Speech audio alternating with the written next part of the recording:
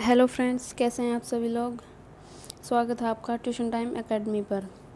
पिछली वीडियोस में हम 6 क्लास के साइंस के 8 चैप्टर कंप्लीट कर चुके हैं। आज हम 9th चैप्टर शुरू करने वाले हैं। तो चलिए शुरू करते हैं। The living organism, characteristics and habitats. The living organism होता है सजीव, मतलब जितने भी जीवित जानवर प्राणी पृथ्वी पर मौजूद हैं वो सब। करेक्टरिस्टिक्स मतलब उनकी विशेषताएं, एंड हैबिटेट्स मतलब उनका आवास, उनका रहन सहन, उनका रहने का जो क्षेत्र है वो, उनके तौर तरीके, इसमें सब आएगा। तो चलिए शुरू करते हैं। Paheli and Boojho went on the vacation to many places of interest. जो पहेली है और जो बूझो है वो उन्होंने छुट्टियों में बहुत सारे उनके जो दिलचस्प स्थान थे वहाँ पर छुट्टियाँ मनाई। One such trip took them to the river Ganga in Rishikesh. एक जो ट्रिप था उनका उसमें वो जो गंगा नदी है ऋषिकेश में वहाँ पर गए। They climbed the mountains of the Himalayas. जो हिमालय पर्वत श्रेणी है उन्होंने उनकी चढ़ाई की। Where it was very cold, जहाँ पर बहुत ठंड थी। They saw many kinds of trees on these mountains. उन्होंने वहाँ पर बहुत सारे पेड़ देखे, अलग अलग तरह के। ओक, पाइन्स, देवदार, very different from the ones near their home on the plains. मतलब जैसा मैदानी भाग उनके घरों में है वह उनसे वो पेड़ बहुत अलग थे। इनमें ये जैसे ओक, पाइन्स और देवदार ये लंबे लंबे थे बहुत ज़्यादा। In yet another trip they travel to Rajasthan and move on camel through the hot desert. दूसरे ट्रिप में वो जो है वो राजस्थान गए और वहाँ पर उन्होंने ऊँट की सवारी की, जहाँ पर जो मरुस्थल था वो बहुत गर्म था। They collected different kinds of cactus plants from this trip. वहाँ से उन्होंने कैक्टस के अलग अलग तरह के पौधे इकट्ठे किए। Finally they went on a trip to Puri and visited the sea beach. और फिर लास्ट में वो जो पुरी है वहाँ पर गए और उन्होंने समुद्र के किनारे वहाँ पर भ्रमण किया। डोटेड विद कैजुरीना ट्रीज, वहाँ पर ये कैजुरीना के पेड़ थे। While recollecting all the fun that they had on this trip a thought struck them. फिर वो जब हम आते हुए अपनी सारी मस्ती को रिकॉल कर रहे थे, दोबारा याद कर रहे थे, तो उनके दिमाग में एक क्वेश्चन आ रहा था बार बार। All these places were so different from one another. Some were cold, some were very hot and dry, and some places so humid. उनके दिमाग में एक बात आ रही थी कि ये जो सारे जगह उन्होंने अभी भ्रमण किया वो इतने एक दूसरे से अलग क्यों हैं। कोई इतना ठंडा, कोई इतना गर्म, कोई इतना सूखा, और कहीं पर इतना ह्यूमिड होता है, हुमस, जहाँ पर नमी वायु में ज़्यादा होती है। And yet all of them had many organism living creatures of various kinds. और उन वहाँ पर इतने अलग अलग प्रकार के सजीव रहते हैं, जीव रहते हैं अलग अलग प्रकार के। They tried to think of a place on earth where there may not be any living creatures. और वो एक ऐसी जगह सोच रहे थे, पृथ्वी पर क्या कोई ऐसी जगह भी है जहाँ पर कोई भी सजीव नहीं है, जहाँ पर जीवन नहीं है। Boojho thought of places near his home. Boojho है वो उसने अपने घर के नज़दीक आसपास के बारे में सोचा। Inside the house he tried the cupboard. और उसने मतलब अपने घर के अंदर जो कपबोर्ड होता है उसके ऊपर ट्राई किया। He had thought that there may not be any living organism here. उसने सोचा कि इस कपबोर्ड के ऊपर तो उसके हिसाब से कोई भी सजीव नहीं है।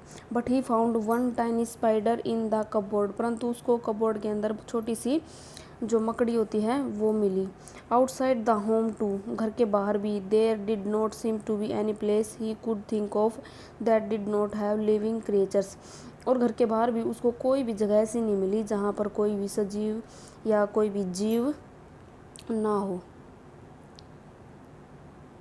सॉरी, ये मेरा हाथ लग गया इसके ऊपर। देखिए ऑफ सम काइंड और अदर, मतलब उसको कोई भी जगह घर के बाहर भी ऐसी नहीं मिली जहाँ पर कोई जीव ना हो। पहली started thinking and reading about far away places, जो पहली है उसने सोचना शुरू किया और पढ़ना शुरू किया जो उसके घर से बहुत दूर दूर के जो स्थान थे उनके बारे में। She read that people have even found tiny living organism in opening of volcanoes, मतलब उसने यह चीज़ पढ़ी कि जहाँ पर ये ज्वालामुखी ओपन होते हैं वहाँ पर भी सजीव पाए जाते हैं। Organism and the surrounding where they live, सजीव और उनके आसपास का वातावरण जहाँ वे रहते हैं। Another thought that occurred to Paheli and Bujo was about the kind of living organisms that were present in different locations that they had visited. जो दूसरा विचार उनके पहेली और बुजो के दिमाग में आया वो यह था कि कितने प्रकार के लिविंग सजीव हैं, जीव हैं जो स्थान पर उन्होंने भ्रमण किया वहाँ पर कितने अलग अलग प्रकार के जीव उन्होंने देखे। The desert had camels, the mountains had goat and yak, उन्होंने पाया कि मरुस्थलों में जैसे ऊँट थे और पहाड़ी जो पर्वतीय क्षेत्र थे उनमें बकरियां और याक थे। पूरी हैड सम अदर क्रिएचर, जो पूरी जो सी बीच था वहाँ पर और भी अलग तरह की क्रिएचर होता है, यही अलग तरह की प्रजातियाँ थी। Crab on the beach and such a variety of fish being caught by the fisherman at the sea, जो क्रैब्स थे वो उन्होंने बीच पर देखे और अलग अलग प्रकार की मछलियाँ जो हैं उन्होंने देखी जो मछुआरे पकड़ रहे थे।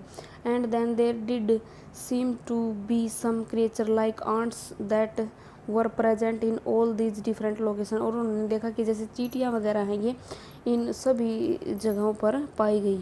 The kind of plants found in each of these regions were so different from the plants of the other regions, मतलब जो ये क्षेत्र उन्होंने घूमे पिकनिक के दौरान वहाँ पर पेड़ भी अलग अलग तरह के थे, एक जगह से दूसरी जगह पर पेड़ भी डिफरेंट थे। What about the surroundings in these different regions, और जो वहाँ का वातावरण था जो आसपास का माहौल था उसके बारे में क्या।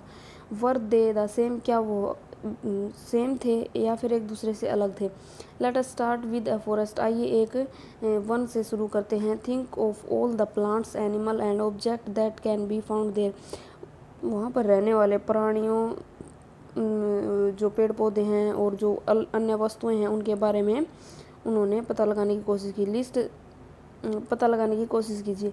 List them in column first of table 9.1, जो टेबल 9.1 है उसके कॉलम 1 में उनकी लिस्ट बनाइए। List things animal and plant found in the other regions that are also shown in the table, और जो उस टेबल में और भी जो एनिमल प्लांट मतलब पेड़ पौधे जीव जंतु जो दिखाए गए हैं उनकी भी टेबल बनाइए। You can collect the example scattered through this chapter to fill table 9.1, आप इस चैप्टर के अंदर जितने उदाहरण दिए गए हैं उनसे भी वो टेबल फिल कर सकते हैं। Discuss also with your friends parent and teacher to find more example to fill the table, अपने माता पिता से, अपने अध्यापकों से, अपने दोस्तों से भी चर्चा कीजिए उस टेबल को पूरा करने के लिए। You can also consult many interesting book in libraries that talk of animals plants and minerals of different regions, मतलब ये कह रहा है कि आप लाइब्रेरी में भी कुछ ऐसी दिलचस्प पुस्तकें पढ़ सकते हैं जो हमें अलग अलग जगह के जीव जंतु पेड़ पौधे और मिनरल्स के बारे में बताती हैं।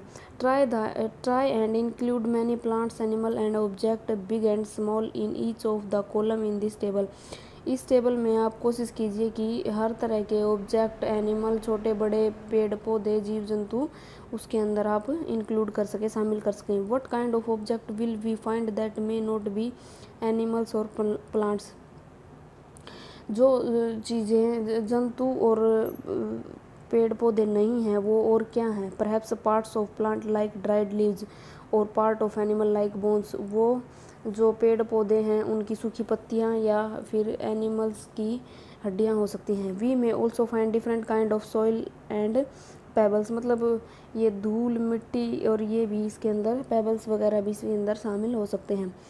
Water in the oceans may have salt dissolved in it as discussed in chapter 5, जो समुद्र के अंदर जो पानी होता है उसके अंदर साल्ट नमक मिक्स होता है, जैसा कि हमने चैप्टर 5 में पढ़ा था। There could be many more object, यहाँ पर और भी अनेक सारी वस्तुएं हो सकती हैं। As we go through the chapter keep adding more example to table 9.1, जिस प्रकार हम चैप्टर के अंदर पढ़ते जाएंगे उसी दौरान आपको जो ये टेबल 9.1 है इसके अंदर और उदाहरण ऐड करने हैं। We will discuss the table as we travel through many more interesting places, हम इस टेबल के बारे में चर्चा करेंगे जब हम और भी स्थानों का भ्रमण करेंगे। हैबिटेट एंड अडेप्टेशन, आवास एवं अनुकूलन। अडेप्टेशन होता है अनुकूलन, जिस जगह पर हम रहते हैं उसी के अकॉर्डिंग हम ढल जाते हैं, इसे अडेप्टेशन बोला जाता है। What do you find from the plant and animal listed in activity first, जो आपने एक्टिविटी फर्स्ट में एनिमल और प्लांटों के नाम लिखे हैं उनके बारे में आप क्या फाइंड कर पाते हैं। Did you find a large variety in them, क्या उनके अंदर आप बहुत लार्ज वैरायटी मतलब भिन्न भिन्न प्रकार के जीव जंतु या प्राणी आपने देखे हैं। Look at what you have entered in column for the desert and the column for the sea, ध्यान से देखिए कि जो मरुस्थल का और जो समुद्र का टेबल है उसके अंदर आपने क्या लिखा है। Did you list very different kind of organism in these two columns, क्या आपने अलग अलग प्रकार के ऑर्गेनिज्म सजीव इसके अंदर फिल किए हैं। What are the surroundings like in these two regions, जो ये दो क्षेत्र हैं जैसे समुद्री क्षेत्र है और मरुस्थलीय क्षेत्र है, इसके अंदर सराउंडिंग्स का क्या मतलब है। In the sea plants and animals are surrounded by saline water, जो समुद्र होता है उसके अंदर जो जीव जंतु और जो पेड़ पौधे होते हैं वो लवणीय जो जल होता है उससे घिरे होते हैं। Most of them use the air dissolve in water, लगभग उनमें से सब जो पानी के अंदर जो ऑक्सीजन हवा घुली होती है उसी का यूज़ करते हैं। There is very little water available in the desert, जो मरुस्थल होते हैं जो रेगिस्तान होते हैं वहाँ पर पानी बहुत ही कम होता है। It is very hot in the day time and very cold at night in the desert, दिन में वहाँ पर बहुत गर्मी होती है, रात को वहाँ पर काफ़ी ठंड होती है रेगिस्तानों में। The animal and plants of the desert live on the desert soil and breath air from the surrounding, जो मरुस्थल है वहाँ पर जो जीव जंतु हैं जो पेड़ पौधे हैं वो उस डेजर्ट की जो रेगिस्तान की जो मिट्टी है उसके ऊपर रहते हैं और आसपास की हवा में सांस लेते हैं। The sea and the desert are very different surrounding and we find very different kind of plant and animal in these two regions isn't it, जो समुद्र है और जो रेगिस्तान है वो एक दूसरे से बहुत भिन्न है, मतलब उनके आसपास का माहौल हवा पानी जो है वो एक दूसरे से बहुत अलग है और वहाँ पर रहने वाले पेड़ पौधे जीव जंतु भी एक दूसरे से बहुत अलग हैं। Let us look at two very different kind of organism from the desert and the sea, a camel and fish, आइए हम दो अलग अलग जो जीव हैं उनके बारे में पढ़ते हैं। एक है इनमें से रेगिस्तान का और एक समुद्र का, जैसे कैमल है ऊँट एंड फिश है मछली। जो ऊँट है वो मरुस्थल का होता है और मछली है वो समुद्र की होती है। The body structure of a camel help it to survive in desert condition, जो ऊँट का जो शरीर का ढांचा होता है वो उसको वहाँ पर सर्वाइव होता है, उस क्षेत्र में हम जीवन यापन कर सकें उसके लिए जो कंडीशन है वो जो उसका शरीर है उसके अनुकूल उसको बनाता है। Camel have long legs which help to keep their bodies away from the heat of the sand, जो ऊँट के लंबे लंबे पैर होते हैं वो उसके शरीर को जो धरती की गर्मी है उससे दूर रखते हैं, मतलब पैर ज़्यादा लंबे हैं तो उसका जो धड़ है जो पेट है वो धरती से काफ़ी ऊपर होता है और वो गर्मी से बच जाता है। They excrete small amount of urine, मतलब जो ऊँट है वो यूरिन जो मलमूत्र है वो काफ़ी कम मात्रा में त्यागता है। Their dung is dry and they do not sweat, जो उनका डंग होता है वो काफ़ी सूखा होता है और उसको पसीना नहीं आता। Since camel loss very little water from their body, मतलब ये है कहने का जो ऊँट है वो अपने शरीर से पानी बहुत कम बाहर निकालता है। They can live for many days without water, और जो ऊँट है वो काफ़ी दिनों तक पानी के बिना जीवित रह सकता है। Late us look at different kind of fish, आइए अब हम अलग अलग प्रकार की मछलियों के बारे में देखते हैं। Some of these are shown in figure 9.3। इनमें से कुछ 9.3 में दिखाई गई हैं।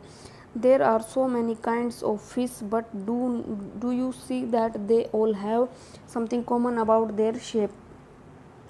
ये कह रहा है कि मछलियाँ अलग अलग प्रकार की होती है, परंतु कुछ है जो उनमें कॉमन होता है। जो उनकी आकृति होती है वो लगभग एक जैसी होती है। All the ones show hair have the streamlined shape that was discussed in chapter 8। जैसा कि हमने अध्याय 8 में पढ़ा था, उनकी स्ट्रीमलाइंड शेप होती है। This shape help them move inside water. और इसी आकृति के कारण वो पानी के अंदर आसानी से तैर सकती हैं। Fish have slippery scales on their bodies. जो मछलियाँ होती हैं उनकी बॉडी पर स्लिपरी स्केल्स होते हैं। These scale protect the fish and also help in easy movement through water. ये जो स्केल्स होते हैं ये मछली की सुरक्षा भी करते हैं और उसको पानी के अंदर गति करने में सहायता प्रदान करते हैं। We discussed in chapter 8 the fish have flat fins and tail that help them to change direction and keep their body balance in water. हमने अध्याय 8 में पढ़ा था कि मछली की जो पूँछ होती है उसके ऊपर वो पंख से लगे होते हैं जो उसको पानी के अंदर दिशा चेंज करने में और पानी के अंदर शरीर का बैलेंस बनाने के लिए मददगार होते हैं। Gills present in the fish have them to use oxygen dissolve in water. मछलियों के अंदर गिल्स होते हैं, गलफड़े होते हैं जो पानी के अंदर घुली हुई ऑक्सीजन को यूज करते हैं, उसी के अंदर से सांस लेते हैं। We see that the feature of a fish help it to live inside water and the feature of a camel help it to survive in desert। हमने देखा कि जो मछली के अंदर जो फीचर होते हैं वो उसको पानी में ज़िंदा रहने के लिए मदद करते हैं, और जो कैमल के फीचर होते हैं मतलब जैसे लंबे लंबे पैर और काफ़ी दिनों तक बिना पानी के रह सकता है, ये उसको रेगिस्तान में रहने के लिए रेगिस्तान में जीवित रहने के लिए मदद करते हैं। We have taken only 2 examples from a very wide variety of animal and plant that live on the earth. पृथ्वी पर जितने भी मतलब ये सजीव हैं, पेड़ पौधे हैं, जीव जंतु हैं, उनके अंदर से हमने सिर्फ 2 के उदाहरण ही लिए हैं। In all this variety of organism we will find that they have certain feature that help them live in the surroundings in which they are normally found. इस चैप्टर के अंदर हम पाएंगे कि ऐसे बहुत से फीचर हैं, अलग अलग जीव जंतु हैं उसके अंदर अलग अलग फीचर हैं जो उसको वहाँ का जो वातावरण है उसमें रहने के लिए मदद करते हैं। The presence of a specific feature on certain habits which enable an organism to live naturally in a place is called adaptation. और जो ये फीचर हैं उसके अंदर जो उसको उस वातावरण में रहने के लिए ज़रूरी हैं, मदद करते हैं, वही फिर एडेप्टेशन कहलाता है, अनुकूलन कहलाता है। मतलब जिस क्षेत्र में वो रहते हैं उनके शरीर में उसी तरह के बदलाव हो जाते हैं और वो बदलाव उन्हें वहाँ पर जीवित रखने के लिए ज़रूरी हैं, और फिर इसी को अनुकूलन कहते हैं, एडेप्टेशन कहते हैं। मतलब उसी के किसी चीज़ के अकॉर्डिंग ढल जाना ही एडेप्टेशन कहलाता है। Adaptation of organism differ depending on their place of dwelling. ये वही बात है, कह रहा है कि जो एडेप्टेशन है वो किसी भी जीव के लिए उस जगह में ढलने के लिए उसी के ऊपर बेस्ड होता है, मतलब ज़रूरी होता है। That is why a fish can not live out of water and a camel can not live in sea. यही कारण है कि एक मछली है वो पानी से बाहर जीवित नहीं रह सकती और जो ऊँट है वो पानी के अंदर जीवित नहीं रह सकता। The place where organism live is called habitat. जहाँ पर जो जीव रहता है वह उसका आवास कहलाता है। हैबिटेट मीन्स ए ड्वेलिंग प्लेस। आवास का मतलब होता है एक ऐसी जगह जहाँ पर वह जंतु उसके अकॉर्डिंग ढल चुका है और वहाँ पर वो रहता है। The habitat provide food, water, air, shelter and other needs to organism. जो आवास है वो उसको वहाँ पर खाना देता है, पानी देता है, हवा देता है, छाया देता है, जो भी उसकी ज़रूरत की चीज़ें हैं वो देता है। Several kind of plants and animal live in the same habitat. कई प्रकार के जीव और पेड़ पौधे एक प्रकार के आवास में रहते हैं। The plants and animals that live on land are said to be live in terrestrial habitats. मतलब जो पेड़ पौधे और जीव जंतु मैदान में मतलब ये क्या बोलते हैं, स्थल भाग पर रहते हैं, ये जैसे हमारा मैदान होता है, उनको स्थलीय जीव कहते हैं, स्थलीय आवास कहते हैं उसको। Some example of terrestrial habitats are forest, grassland, desert, coastal and mountains region. इनमें से जैसे ये हमारे जंगल हो गए, हमारे मैदानी क्षेत्र हो गए, रेगिस्तान, मरुस्थल, कोस्टल एरिया और पर्वतीय क्षेत्र, ये सब स्थलीय आवास के उदाहरण हैं। On the other hand the habitats of plant and animal that live in water are called aquatic habitats. जो जीव जंतु पेड़ पौधे पानी के अंदर रहते हैं उस स्थान को एक्वेटिक हैबिटेट्स कहते हैं, मतलब जलीय आवास कहते हैं। Lake, river and ocean are some example of aquatic habitats. जो मतलब झील होती हैं, नदियाँ होती हैं, समुद्र होते हैं, सागर होते हैं, वो जलीय आवास के उदाहरण हैं। There are large variation among terrestrial habitats like forest, grassland, desert, coastal and mountain is located in different part of the world। ये कह रहा है कि जो स्थलीय आवास होता है उसके बहुत सारी वैरायटी हैं, वो अलग अलग जगह पर स्थलीय आवास होता है, जैसे जंगलों में, मैदानी क्षेत्र में, समुद्री एरिया में, कोस्टल एरिया में, ये रेगिस्तान जो होता है वहाँ पर, पर्वतीय क्षेत्र पर्वतों के ऊपर होता है। ये सब स्थलीय आवास के एग्जाम्पल हैं। The organism both plant and animal living in habitat are its biotic component. जो सजीव बोथ प्लांट एंड एनिमल, दोनों पेड़ पौधे और जीव जंतु जिस आवास में रहते हैं वो जैविक कंपोनेंट कहलाता है। The non-living things such as rock, soil, air and water in the habitat constitute its abiotic component। और जो नॉन लिविंग, जो जीवित नहीं है, जो चीज़ें जैसे पहाड़ हो गए, मिट्टी हो गई, पानी हो गया, हवा हो गई, ये जीवित तो नहीं है परंतु हमारे जो वातावरण उसके घटक हैं, इसलिए इनको अजैविक घटक बोला जाता है। और सनलाइट एंड हीट बायोटिक और एबायोटिक कंपोनेंट्स। अब आपको ये बताना है कि जो सूर्य का प्रकाश है वो जैविक है या अजैविक है। We know that some plant grow from seeds. हमें पता है कि कुछ पेड़ पौधे ऐसे होते हैं जो बीज से निकलकर पेड़ बनते हैं। But let us look at some abiotic factor and their affect on seeds as they grow into young plants. आइए कुछ ऐसे अजैविक घटकों के बारे में चर्चा करते हैं जो किसी बीज को प्रभावित करते हैं उसको ग्रो करने में, उसको पौधा बनने में। Recall activity 5 in chapter first. जो अध्याय 1 में आपने एक्टिविटी 5 की थी उसको दोबारा याद कीजिए। We made sprout from moong and chana seed.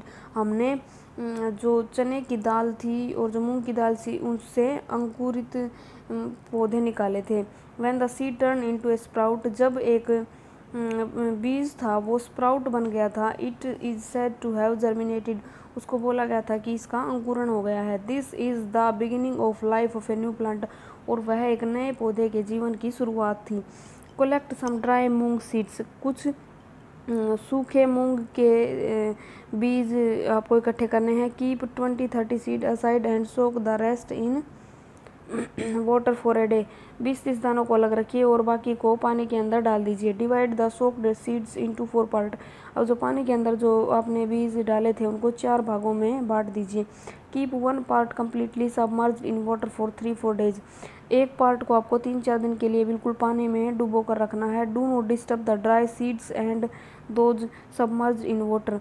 अब जो सूखे बीज हैं और जो पानी के अंदर डूबे हुए हैं उनको बिल्कुल भी नहीं छेड़ना है। Keep 1 part of soaked seeds in a sunny room and another in a completely dark region like a cupboard that does not allow the light to come in. अब जो 2 पार्ट और रह गए गीले बीजों के, उनमें से एक को आपको सूर्य के प्रकाश में रखना है और दूसरे को ऐसे अंधेरे में ऐसी जगह पर रखना है जहाँ पर कोई भी लाइट ना हो। Keep the last part in very cold surrounding से इन ए रेफ्रिजरेटर और विद आइस अराउंड देम। और जो एक पार्ट बच गया उसको आपको इतनी ठंडी जगह पर रखना है, या तो आप किसी रेफ्रिजरेटर में या उसके चारों तरफ बर्फ़ रख सकते हैं। Rinse them and places the water every day. उनको धोइए और पानी को रिप्लेस मतलब पानी को बदलते रहिए। What do you notice after a few days. कुछ दिनों के बाद आप क्या देखेंगे। Do the seeds in all the 5 condition germinate uniformly. जो पांचों कंडीशन आपने इन बीजों के लिए बनाई हैं, क्या पांचों में एक जैसा ही जर्मिनेशन हुआ है, एक जैसा ही अंकुरण हुआ है? Do you find slower or no germination in any of this?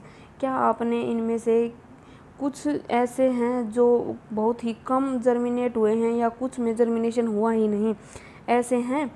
Do you realise that abiotic factor like air, water, light and heat are important for the growth of plant? अब क्या आपको यह एहसास हुआ कि जो अजैविक घटक हैं जैसे पानी, हवा, गर्मी, धूप, वो पौधे की ग्रोथ के लिए ज़रूरी हैं? In fact abiotic factor are important for all living organism. बल्कि जो अजैविक घटक हैं वो किसी भी सजीव के लिए बहुत महत्वपूर्ण पार्ट हैं, फैक्टर हैं। We find that organism exist in very cold as well as very hot climates, isn't it? How do they manage to survive? ये कह रहा है कि we find that organism exist in very cold as well as very hot climates। जो मतलब climates होता है वहाँ का मौसम, जो सजीव हैं वो ऐसे भी हैं जो बहुत ज़्यादा ठंड में भी जीवित रह रहे हैं और बहुत ज़्यादा गर्मी में भी। How do they manage to survive? जीवित रहने के लिए वो कैसे अपने जीवन को व्यवस्थित करते हैं? Adaptation is the method by which organism get well adjusted to the climate. ये अनुकूलन ही है जिसके द्वारा जो सजीव हैं वो जिस भी प्रकार का वहाँ का मौसम है उसके अंदर एडजस्ट कर लेते हैं। Adaptation does not take place in a short time because the abiotic factor of a resin also change very slowly। अनुकूलन है जो वो इतनी जल्दी से नहीं होता है, इतनी जल्दी से होने वाली प्रक्रिया नहीं है, क्योंकि जो अजैविक घटक हैं किसी भी क्षेत्र के वो मतलब धीरे धीरे चेंज होते हैं, बिल्कुल स्लो प्रोसेसिंग, बहुत ही धीरे धीरे। Those organism which can not adapt to these changes die and only the adapted one survive.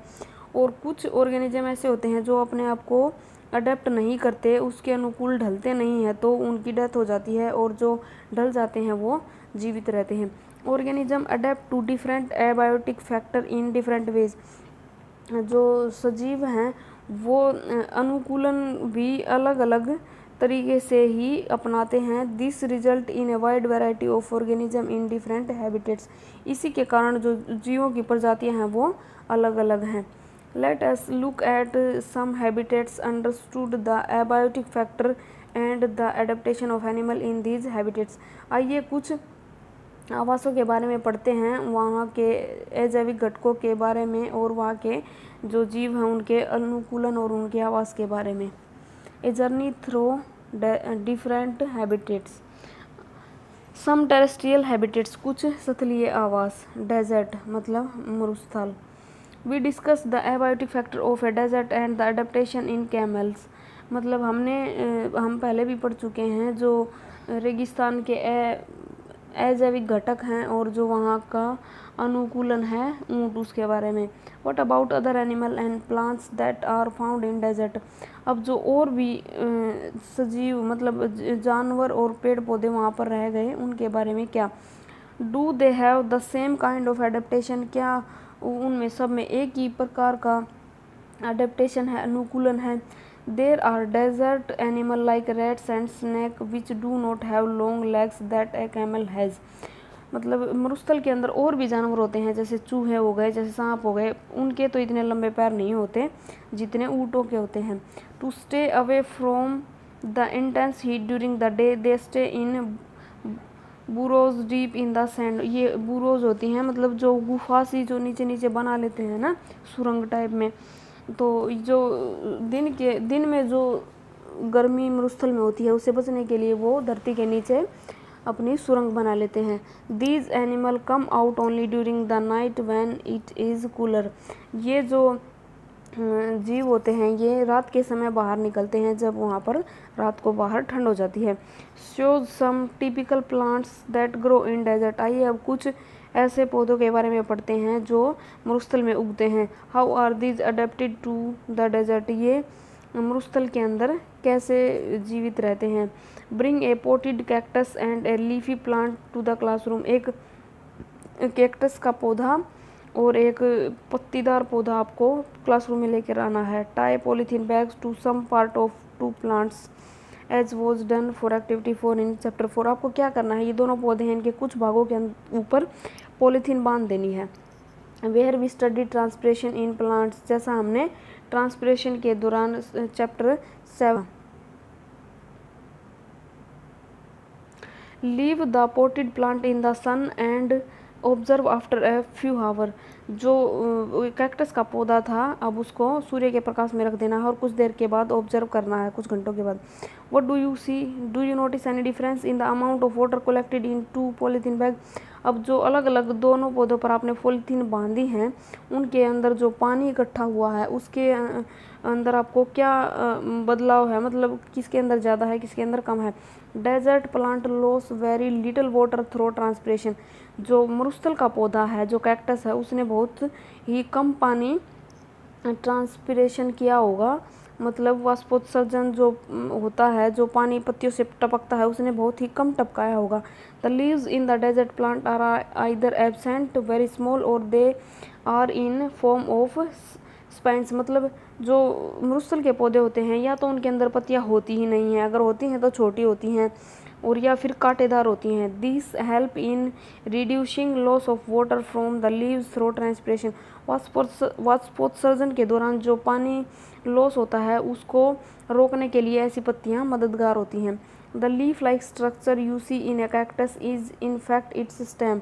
जो पत्तियों के जैसा ढांचा जो एक कैक्टस के पौधे के अंदर होता है, वो असल में पत्तियां होती ही नहीं है, वो उसका तना होता है। Photosynthesis in these plants is usually carried out by stem. प्रकाश संश्लेषण की जो प्रक्रिया इन पौधों के अंदर होती है वो तने के द्वारा की जाती है। The stem is also covered with a thick waxy layer which help to retain water in the tissue of cacti. जो मतलब जो स्टेम होता है, जो तना होता है, वो एक वैक्स जैसे लेयर से कवर्ड होता है, जो उसके अंदर पानी को बनाए रखती है। Most desert plant have roots and that go very deep into the soil for absorbing water.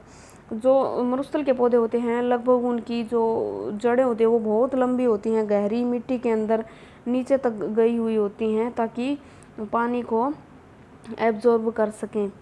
Mountain resins, जो ये होता है हमारा पर्वतीय क्षेत्र आवास होता है पर्वतों के ऊपर, उनके बारे में। These habitats are normally very cold and windy, मतलब वाइंडी। जो ये जो आवास होता है वो लगभग ठंडा होता है और वहाँ पर हवाएं चलती रहती हैं। इन सम एरियाज स्नोफॉल में टेक प्लेस इन विंटर्स, और कुछ में सर्दियों के दौरान बर्फ़ भी गिरती है। There is a large variety of plant and animal living in the mountain regions. There is a large variety, मतलब वहाँ पर भिन्न भिन्न प्रकार के पौधे और जानवर होते हैं जो पर्वतों पर रहते हैं। Have you seen the kind of trees shown in figure 9.6, जैसा 9.6 में दिखाया गया है, क्या आपने इस तरह के पौधे देखे हैं। If you live in a mountain region और a have visited one you may have seen a large number of such trees. अगर आप पर्वतीय आवास में रहते हैं या कभी वहाँ पर घूमने गए हैं तो आपने इस टाइप के पौधे ज़रूर देखे होंगे। But have you ever notice such tree naturally growing in other regions. क्या आपने कभी नोटिस किया है कि ऐसे पौधे हैं वो प्राकृतिक रूप से क्या किसी दूसरे आवास में उगते हैं। How are these trees adapted to the condition prevailing in their habitat, मतलब ये जो पौधे हैं वो कैसे ऐसा अनुकूलन कर पाते हैं, ऐसे कैसे ढल जाते हैं उस आवास के अकॉर्डिंग कि वो वहाँ पर सर्वाइव कर सकें। These trees are normally cone shaped and have sloping branches. ये जो पौधे होते हैं ये शंकुआकार के होते हैं और जो इनकी पत्तियां होती हैं वो थोड़ी नुकीली सी होती हैं। The leaves of some of these trees are needle like, मतलब सुई के आकार की। कुछ पत्तियां इनकी ऐसी तीखी तीखी होती हैं, पैनी पैनी सी। These help the rain water and snow to slide off easily. यह ऐसी इसलिए होती हैं ताकि इनके ऊपर जो बर्फ़ गिरे वो आसानी से खिसक कर नीचे गिर जाए। There could be trees with shapes very different from these that are also present on mountains, मतलब कुछ और भी अलग प्रकार की पत्तियों के और अलग भी पौधे होते हैं जो पर्वतीय क्षेत्रों में होते हैं। They may have different kind of adaptation to survive on the mountains, उन्होंने अलग तरह का अनुकूलन जो है वो अपना लिया होता है वहाँ पर सर्वाइव करने के लिए, वहाँ पर जीवित रहने के लिए। Animal living in the mountain region are also adapted to the condition there, जो जानवर वहाँ पर रहते हैं वो भी वहाँ पर उसके हिसाब से ढल चुके होते हैं, उस कंडीशन के हिसाब से। दे हैव थिक स्किन और fur to protect them from cold, उनकी जो स्किन होती है, जो त्वचा होती है, वो या तो काफ़ी मोटी होती है या उनकी त्वचा के ऊपर फर होता है, बाल, जो उनको प्रोटेक्ट मतलब सुरक्षा देता है फ्रॉम कोल्ड, ठंड से। For example yaks have long hair to keep them warm, जो याक होते हैं उनके जो बाल हैं वो काफ़ी लंबे होते हैं जो उनको गर्म रखते हैं। Snow leopard has thick fur on its body, जो ये तेंदुआ होता है बर्फ वाला, इसकी जो स्किन होती है वो काफ़ी मोटी होती है। इंक्लूडिंग फिट एंड टोज, इसके अंदर इसके पैर और इसके जो अंगूठे हैं वो भी इंक्लूड होते हैं। This protect its feet from the cold when it walk on the snow, यह उसके पैरों को ठंड से बचाता है जब वह उसके ऊपर चलता है बर्फ़ के ऊपर। The mountain goat has strong hooves for running up the rocky slopes of mountains, जो वहाँ की जो बकरी होती है उसके जो पंजे होते हैं वो मतलब ऐसे मजबूत होते हैं ताकि वो जो पर्वतीय जो स्लोप होते हैं उनके ऊपर आसानी से दौड़ सके। As we go up in the mountainous regions, the surrounding change and we see different kind of adaptation at different heights. जब हम पर्वतीय क्षेत्रों पर जाएंगे तो वहाँ का जो अलग प्रकार का जो मौसम है, जो आवास है, उसको देखेंगे कि जो मतलब जितनी ऊंचाई पर हम जाते जाएंगे उतना ही उनका अनुकूलन है वो चेंज होता जाएगा।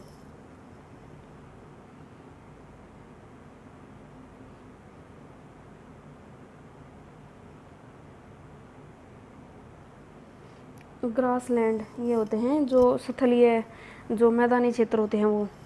ए lion lives in a forest और a grassland and is a strong animal that can hunt and kill animal like deer, जो एक शेर होता है वो जंगलों में रहता है, मैदानी क्षेत्रों में, घास वाले क्षेत्रों में, और यह एक ऐसा ताकतवर जानवर होता है जो दूसरे जानवरों को भी मार सकता है जैसे कि डियर, हिरन वगैरह। It is light brown in colour, इसका जो रंग है वो हल्के भूरे रंग का होता है। Look at the picture of a lion that of a deer, how are the eyes placed in the face for these two animals. अब आपको जो शेर होता है उसकी पिक्चर देखनी है और हिरन की देखनी है और देखना है कि उनकी जो आंखें होती हैं वो फेस के ऊपर किस तरीके से होती हैं। Are they in the front और on the side of the face, या वो बिल्कुल सामने हैं या फेस के इर्द गिर्द मतलब साइड में है। Lion have long claws in their front legs and that can be withdrawn inside and the toes, मतलब जो शेर होता है उसके जो पंजे होते हैं वो देखना आपको, आप कितने लंबे लंबे होते हैं जो आगे पैरों के होते हैं, वह उनको अंदर भी कर सकता है। Do the feature of a lion help it in any way to survive, जो ये शेर होता है इसके जो ये फीचर हैं इसके अंदर क्या वो उसको मदद करते हैं सर्वाइव करने के लिए। Its light brown colour help it to hide in dry grassland when it hunts for prey, prey होता है शिकार, जो एनिमल उसको खाना होता है। तो ये कह रहा है कि जो उसका भूरा रंग है क्या वो है उसको उस मैदानी क्षेत्र में, घास वाले क्षेत्र में छिपने के लिए मदद करता है जब वह अपने शिकार को मारने वाला होता है। The eyes in front of the face allow it to have a correct idea about the location of its prey, मतलब जो उसकी आंखों की जो लोकेशन है, जो मतलब उसके फेस पर जो उसकी आंखें हैं जो फेस के सामने, वह उसको मदद करती हैं जो उसका शिकार है उसकी लोकेशन का अच्छे से पता लगाने के लिए। A deer is another animal that live in forest and grassland, एक जो हिरन होता है वह एक दूसरा जीव है जो वनों में, जंगलों में और घास वाले क्षेत्रों में रहता है। It has strong teeth for chewing hard plant stem of the forest, इसके जो दांत होते हैं वो बहुत मजबूत होते हैं ताकि वह जो ये मजबूत पेड़ पौधे होते हैं इनके तनों को चबा सके, खा सके। A deer needs to know about the presence of predator animal like lion, मतलब ये कह रहा है कि जो हिरन होता है वह यह उसको पता होना चाहिए कि जो शिकारी है, प्रीडेटर होता है शिकार करने वाला, जो उस जानवर को मार के खाने वाला होता है, वो उसकी प्रेजेंस का भी उसको पता होना चाहिए। In order to run away from them and not become their prey, ताकि वह उनसे दूर भाग सके और उनका शिकार न बने।